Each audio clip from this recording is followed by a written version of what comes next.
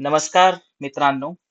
गेल्या लेक्चरमध्ये आपण बघितलं टाइप्स ऑफ प्रोग्रामिंग लँग्वेजेस. त्याच्यामध्ये आपण पाहिलं ऑब्जेक्ट ओरिएंटेड प्रोग्रामिंग आणि ऑब्जेक्ट ओरिएंटेड प्रोग्रामिंग मध्ये आपण जावा शिकणार आहोत. ओके. तर जावा शिकण्याच्या अगोदर आपण सर्वांना का असं वाटतं की आपण जावा 2025 मध्ये शिकली पाहिजे?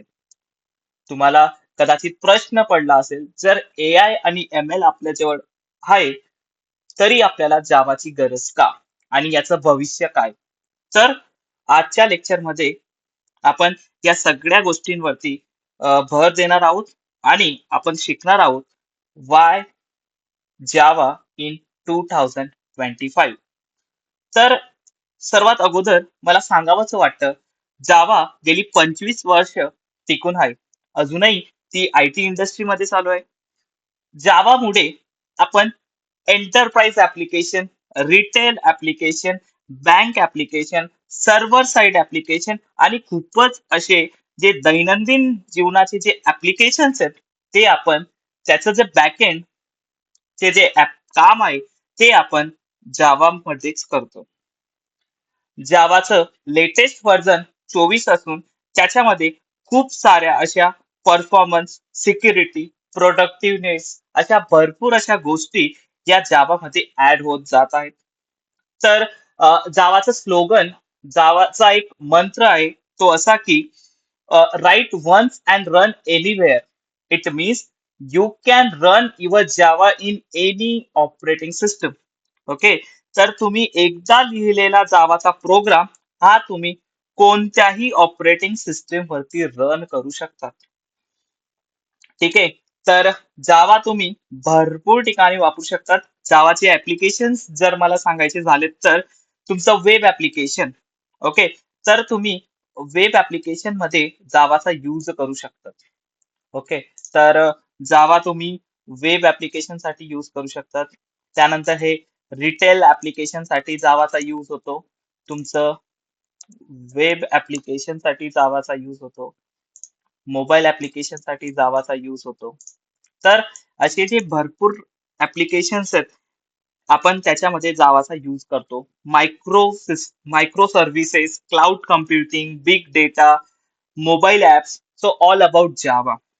Okay, so now let us discuss about AI, ML, AI, ML versus Java. Okay. तर AI, ML आणि जावा यांच्यामध्ये आता काय प्रसिद्ध आहे त्याची मी गोष्ट करतो. ओके.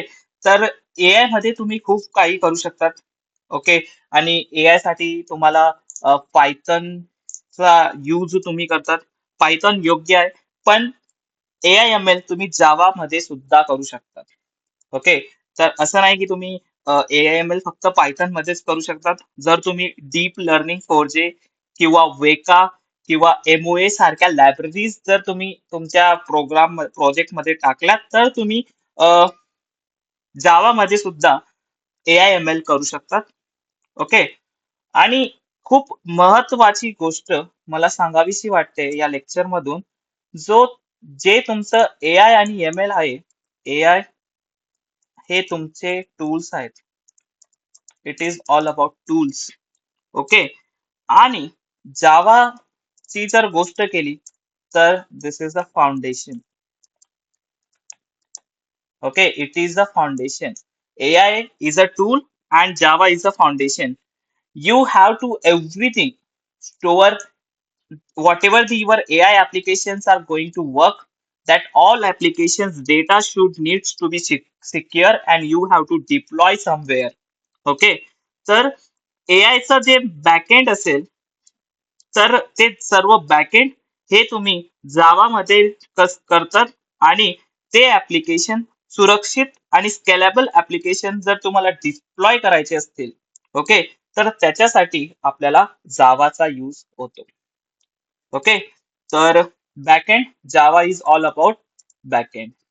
तर बॅकएंड साठी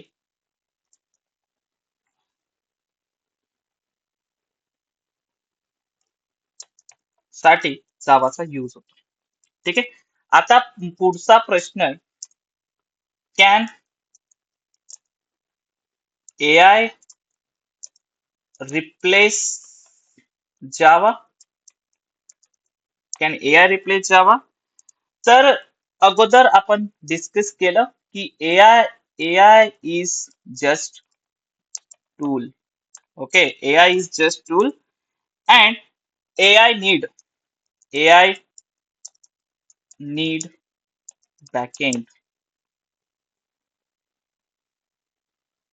ओके, तर डेटा AI साठी तुम्हाला डेटाबेस लागेल, AI साठी तुम्हाला सर्व्हर्स लागणार. ठीक आहे. तर या सर्व गोष्टी तुम्हाला कशात करायच्या आहेत? तर ह्या सर्व गोष्टी तुम्हाला करायच्या आहेत जावामध्ये. ठीक आहे.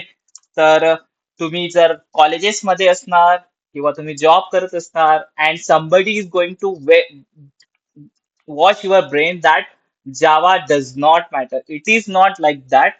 Everywhere you will find Java in the corporate, in the entire enterprise application development, in web application development. Okay.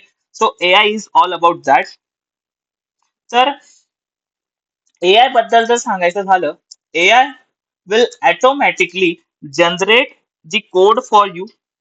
Okay, but if you are a developer, if you are learning Java, if you are in enterprise application, so AI will only generate the code for you.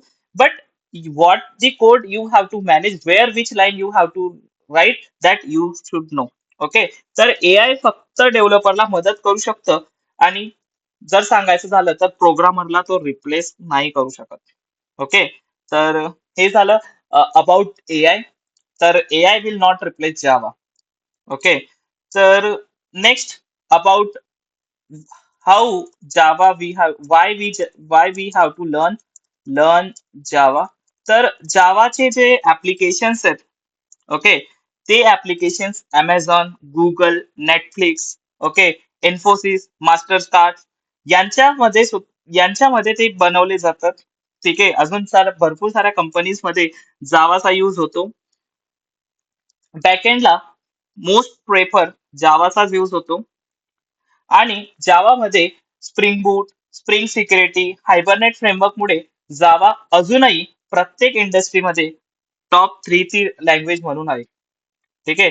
तर जावामध्ये असलेल्या अशा नवनवीन फीचरमुळे जावा अजूनही तेवढ्याच वेगात आहे जेवढेच तुमचं AI आणि ML आहे. ठीक आहे. तर मला आशा आहे की तुम्हाला याच्यामुळे या माहितीमुळे तुम्हाला जावामध्ये इंटरेस्ट येत असेल तर आपण आता आपल्या नेक्स्ट लेक्चर पासून जावाचे क्लासेस चालू करणार आणि त्यामध्ये मी तुम्हाला जावा पूर्ण बेसिक पासून तुम्हाला शिकवणार.